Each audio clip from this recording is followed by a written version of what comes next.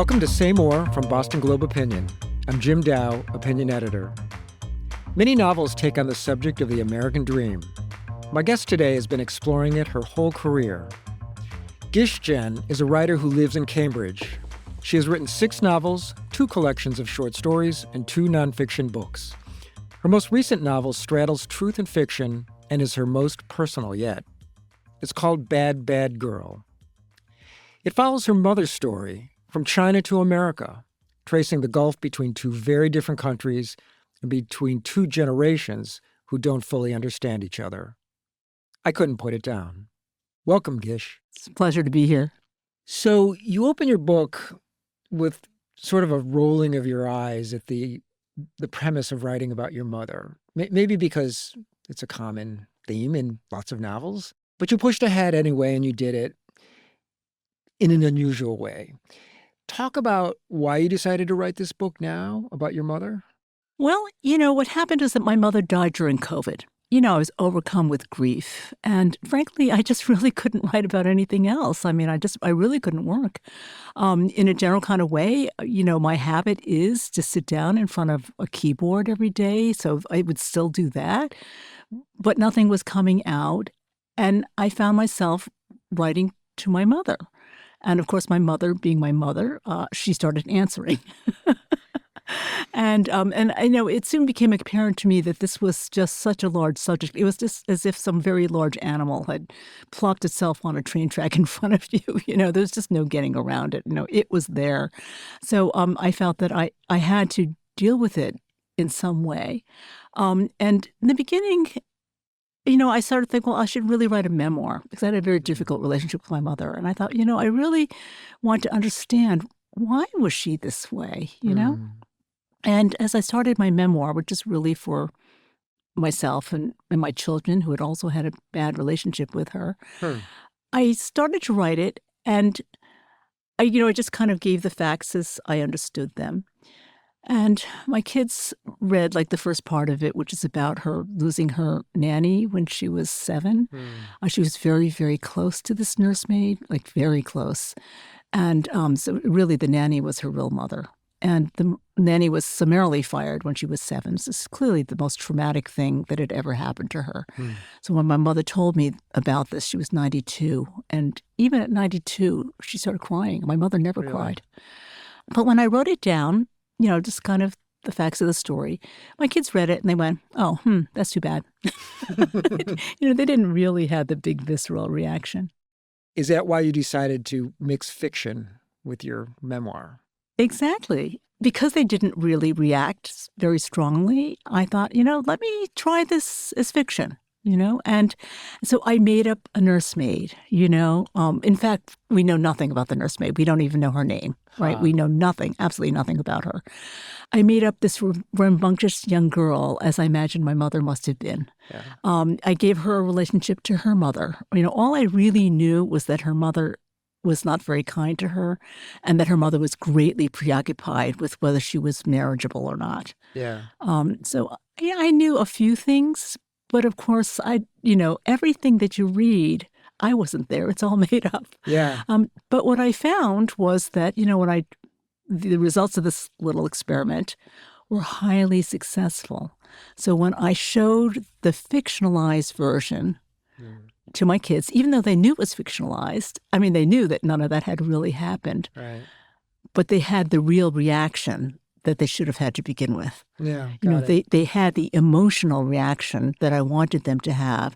They registered really what had happened to my mother in a way that they couldn't with just the facts. That sort of actually gets at one of the fascinating, sort of contradictions maybe about your mother, in that she was born kind of into feudal China, right? She has a wet nurse of all things because she's in an affluent family, but that was not uncommon among more affluent Chinese of that era. And yet she's taught over and over again that it's better to be a boy than to be a girl. Yet she, I think because of your grandfather, gets an education and then comes to the United States and gets a graduate education, and almost gets her PhD. She's like this fantastic sort of contradiction in terms. And And that's like a core struggle in her personality, and maybe a little bit of her part of the core of her struggle with you, perhaps, that she's never quite sure what an American Chinese kid should be, right? Could you talk about that a little bit? Yeah, I think you've put your finger exactly on it because she's born into a modernizing China. Much of China is much like her mother. Her mother is illiterate. She's married to a very rich man. What she understands is that your face is your fortune, you know. And it's not just her. Of course, that was true in many parts in the West as well. Right. But that's what she understands. And she certainly doesn't understand that education is going to get a woman anywhere. And of course, Confucius very famously thought, it's bad to be educated for women, right? An educated woman is a terrible thing. But then my grandfather had been, before he was a wealthy banker, he had been an educator and he had run an academy. And, it's Shanghai now, and it's the 1920s, and they're getting, modernity has arrived. Yeah. And he's in the thick of it, and he sees he has this very bright daughter, and he thinks, let's educate her. So first she has a tutor at home.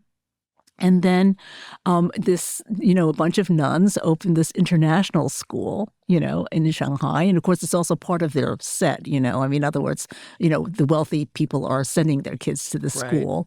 So, of course, not to be left behind, they send my mother. I don't think when they sent my mother, I don't think they had any idea how progressive it was going to be. Yeah. But in fact, we don't think of Catholic schools as being progressive in the United States, but in China at the time, it was. Yeah, well, it was a lot of missionary women with an explicit mission to do something about women in China. So they were going to raise these girls, to go and transform the country, you know. And they themselves were kind of radical. A lot of them were, they were unwed themselves, of course. And they're, the kind of people who went off to go teach kids in China, they were a radical bunch and smart. And the principal of the school especially, my mother called the president of the school, took a real interest in my mother, I think because my mother was smart. And I'm sure, it's because of that woman who had a PhD that my mother thought, I'm going to get a PhD like this mentor. And off she sails for America. I often think, what would my mother have been if she had been able to stay in touch with this woman? It inspired her. I mean, I think that my mother lost her way in America. She did not realize how difficult it was going to be. She did not realize the limits of her English. She didn't realize the limits of her thinking. She didn't realize that she had learned a lot at the school, but that fundamentally she was Chinese in her thinking. You know, she came to America with these dreams. They kind of collapsed under the weight of immigration and her 5 children. She fell back into narratives that she knew from her. I mean, I don't think that she was always thinking about what she said, I think that she just said what she remembered hearing, and as in it's better to be born a boy. Yeah, of course. And in truth, in China, of course, that was definitely true. It was true, yes. I mean, a smart girl really kind of was a problem, and she was right about that. And did she call you bad girl? Absolutely. I heard that every single day of my life. My gosh. Well, throughout the book, in your imagined conversations with her, she calls you bad girl, which is so interesting because you seem a little bit like her in the sense that you're literate in the way she was literate.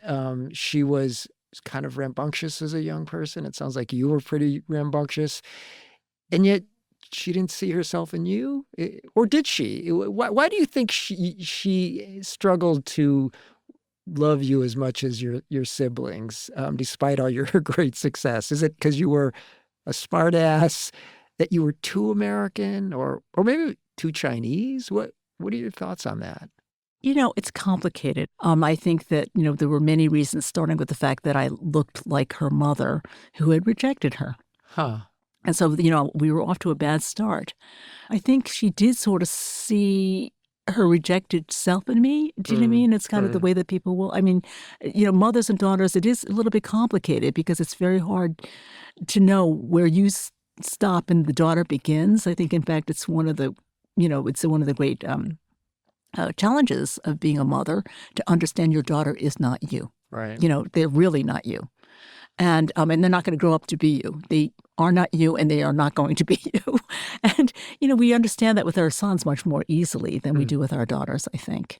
So I think part of it was that I was her rejected self. And the same way that, she was rejected, she just that was her model. What you do with a girl like that is you reject them. The fact that I was growing up in 1960s America did not help, So fundamentally, my mother was kind of, at some levels, she was like the nuns, but on other levels, she was very conservative, as, rich Chinese can be.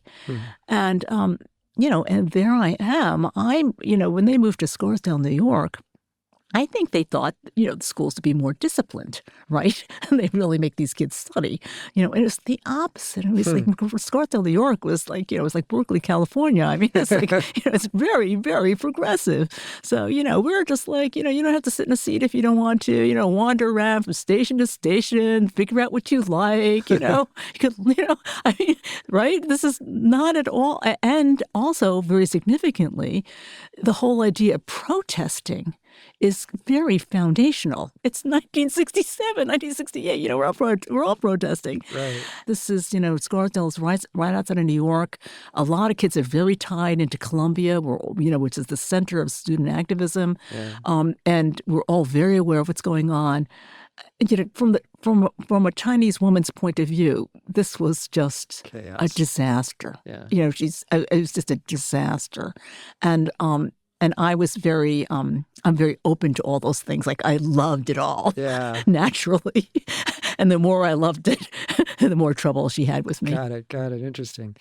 So a key part of the book are these sort of almost parenthetical conversations you're having with your deceased mother, sort of observing and analyzing things that have happened in your relationship and in her life. I think we all have sort of imagined conversations, but these are like fantastically detailed and extensive.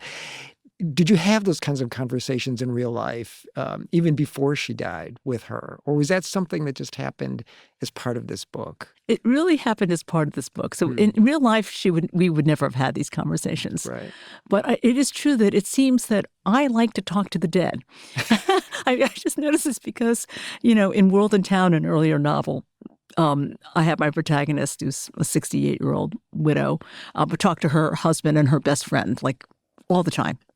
And, I just reread The Resistors recently, which, may or may not remember, was my post-automation surveillance state feminist baseball dystopia. And in that book, too, the narrator's like, at the end, he's like talking to his dead wife. So I appear to love to talk to the dead. There you go. But it's only in this book, really, where the dead answer at such length. And in that you can, I don't think my mother would have said exactly these things. Again, there's a lot of information is conveyed that she might not have conveyed. But what is true is that, I don't think I ever said one thing in my life to her where she did not argue with me. Or she probably said, or she never said one thing where I did not argue with her. Got it. Yeah. And that comes through in these dialogues. Yeah, absolutely. Have you had any since the book has been finished? Interestingly, no. And I do think that, look, I do not believe that writing is therapy or only therapy, or let me just say, if it is only therapy, you should not publish it. I'm making a book, but as things went on, I was making a book. Yeah. So it's not just about therapy.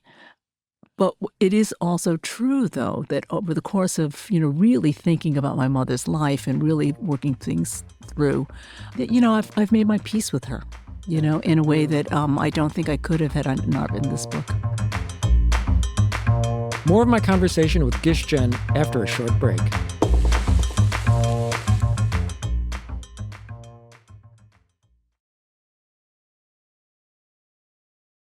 So, Gish, I found myself really drawn to your story, partly because it echoed a little bit of my own father's story. Oh, interesting. He was from Suzhou, which I believe your mother's family had roots there. Is that correct? He came here to the United States just before Mao's revolution. Interesting. And he stayed here for the rest of his life and kind of lost touch with his family in China. never talked about it. So it was always a struggle to understand really what he had gone through. But I always got the sense that he did feel some guilt about having been here while his family was in China, particularly through the struggles of, that post-revolution era when there was the Cultural Revolution, there was mass starvation, there was, government oppression of individual rights. It was a very hard couple of decades. You mentioned in the book that your mother just stopped responding to letters from the family. It made me feel like, well, maybe did she feel a certain amount of guilt about being here when they were there? I think that in a general kind of way, I think that she was trying to distance herself from all of that. And of course, you could certainly understand, that they would feel incredibly guilty. And what could they do? Right. Past a certain point, they can start to send money. My mother was very ambivalent about that too, because they imagined that she must be very rich because she's an American. Certainly, she's much more fortunate than they, but she is not at all rich. Yeah. She has 5 kids that she's trying to raise on a professor's salary, and it's actually quite difficult. And so I think that it's both that she feels guilty and also she feels that they don't understand her at all. Yeah. And, so I don't know how it is with your father, but, it's, I think that people often felt that there was just this enormous gulf that they maybe really couldn't bridge. You write about how you were always seen as being Chinese by your friends in the suburbs of New York City, even though you'd never been to China. And then your mother kind of chastises you for being too American. But at the end, she also tells you she thinks you're the most Chinese of her 5 kids, because I guess you cook Chinese and you can recite Chinese poetry. Where in your own mind do you fit on that spectrum of American and Chinese American? Well, first of all, to me, it's not like you move up and down, it's not like you move from one position to the other. I think at all times you are both of these things. Yeah. Although different things may come to the fore. A lot of my ideas I think especially about what people owe to society are very Chinese. So I know that's why I wrote Tiger Writing, art, when I was asked to give the Massey lectures at Harvard and I was looking for something to say. It occurred to me that, that on any given panel, that I often had a very different answer to questions about the artist's responsibility than my fellow panelists. To my fellow panelists, is, well, obviously it's all about artistic freedom and you're entitled to do whatever you want. To me, it was very important that my work finally have some kind of social value, and that I felt the responsibility that they didn't seem to have. For instance, when I wrote about the Cambodian community in World and Town, so I was told an incredible story about a child soldier.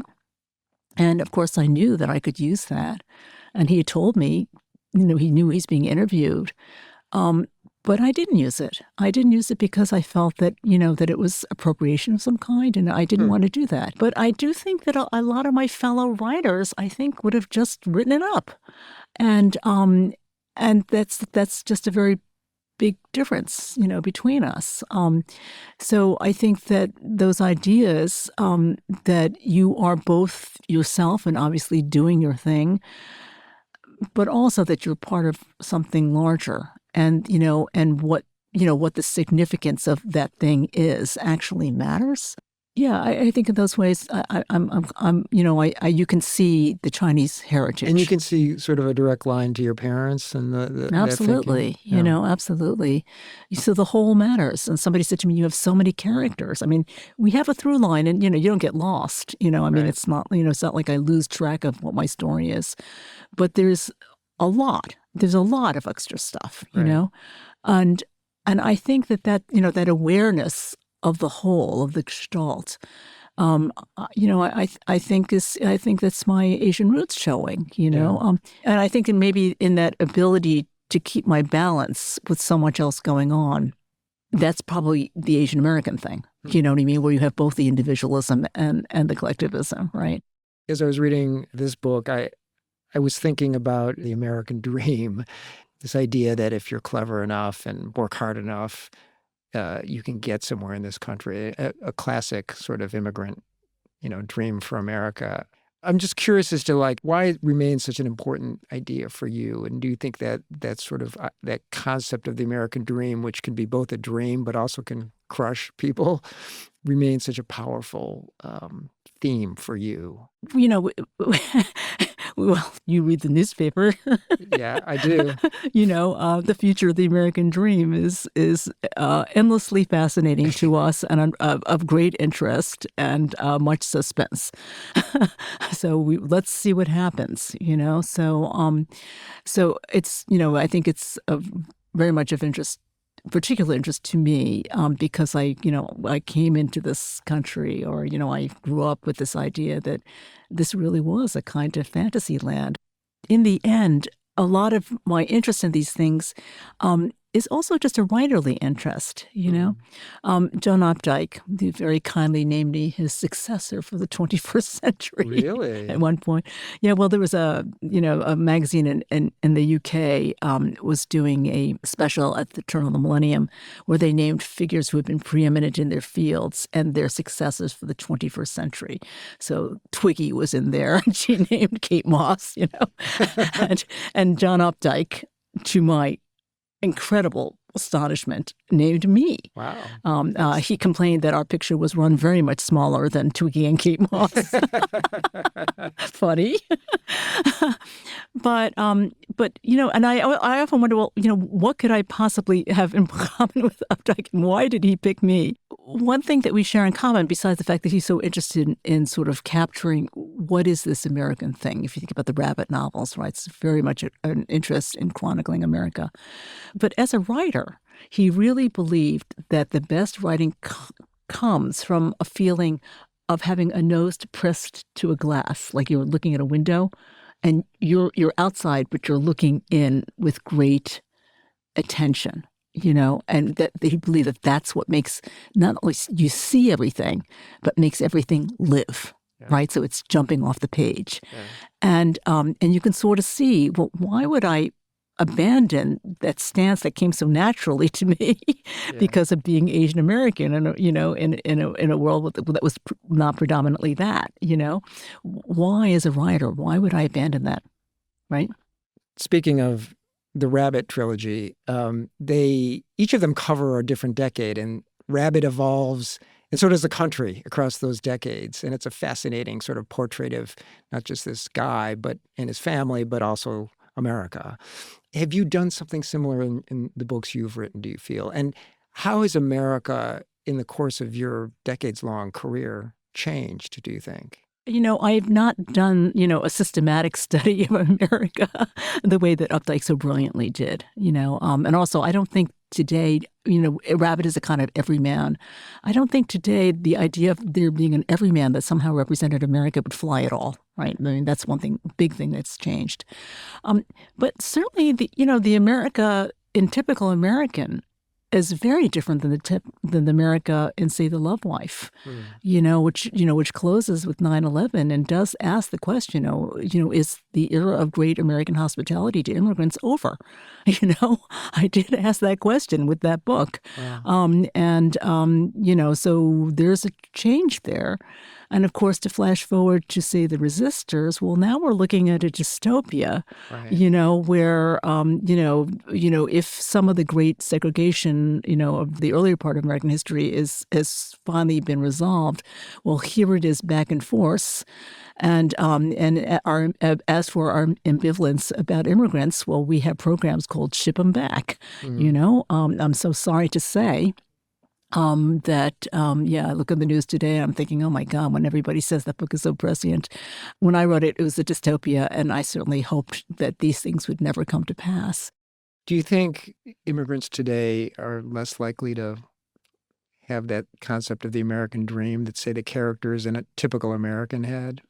Honestly, a lot of them still do. Mm. And it's different. I mean, I don't know that that they believe that this is a democratic place or anything like that. However, from my experience at least, and I'm sure you've talked to many more people than I have, but, you get into an Uber and you talk to some guy or some woman, and, they will always say that there are opportunities here that they didn't have in their home country. So I don't think they have any illusion that they will have the kind of freedom that maybe we once hoped would be associated with being an American. But do they think that this is better? They do. Gish Jen is a novelist living in Cambridge. Her new book is called Bad, Bad Girl. Thank you so much for being with us. Oh, it's been a total pleasure. Say More is a production of the Boston Globe. Today's episode was produced by Anna Kusmer. Our engineer is Uzair Ahmed. If you like the show, please follow us and leave a review. You can email us at saymore@globe.com. I'm Jim Dow. Thanks for listening.